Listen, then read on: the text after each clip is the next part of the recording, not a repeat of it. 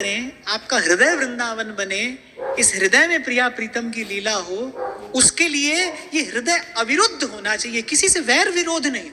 हमारे महाप्रभु कहते हैं भाई इस रसोपासना में प्रवेश करना है, श्री युगल सरकार के चरणों तक पहुंचना है, सबसे पहला कार्य क्या है? सब सोहित निष्कामति श्री वृंदावन विश्राम। भाई हृदय में वैर विरोध हो तो मैंने कहा वृंदावन में क्या, राधा वल्लभ कुंज बिहारी के मंदिर में ही जाकर क्यों नहीं बस जाओ।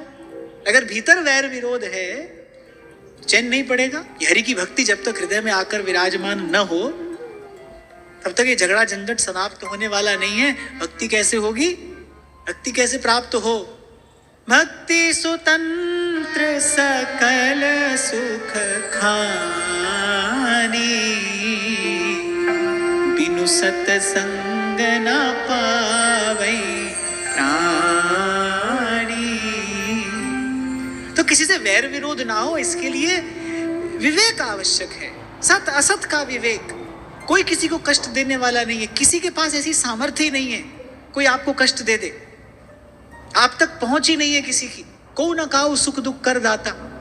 मैं तो कहता हूं भजन साधन करना है, किसी भी भाव से आपको भगवान को भजना है, सबसे पहली तैयारी यही चाहिए, इस बात का बोध हो जाए नहीं भाई हमको सुख दुख देने वाला कोई नहीं है। हमने किया है हमारा ही कर्म, कभी वस्तु का आकार लेकर, कभी व्यक्ति का आकार लेकर, कभी एक स्थिति का स्वरूप लेकर हमारे जीवन में आता है, आगे भी आएगा। अविरुद्ध किसी को दास्य भाव से भजन करना हो, सख्य भाव से भजन करना हो, वात्सल्य से करना हो, यश माधुर्य के भाव से करना हो, पर उसको बैठना तो शांत भाव के ही आसन पर पड़ेगा भाई। पहले मन शांत होना चाहिए। जब तक किसी से राग और किसी से द्वेष है, कैसे मन शांत हो जाएगा? इसलिए मैंने कहा इसका निपटारा करने के लिए तो समझदारी चाहिए, चमत्कार नहीं।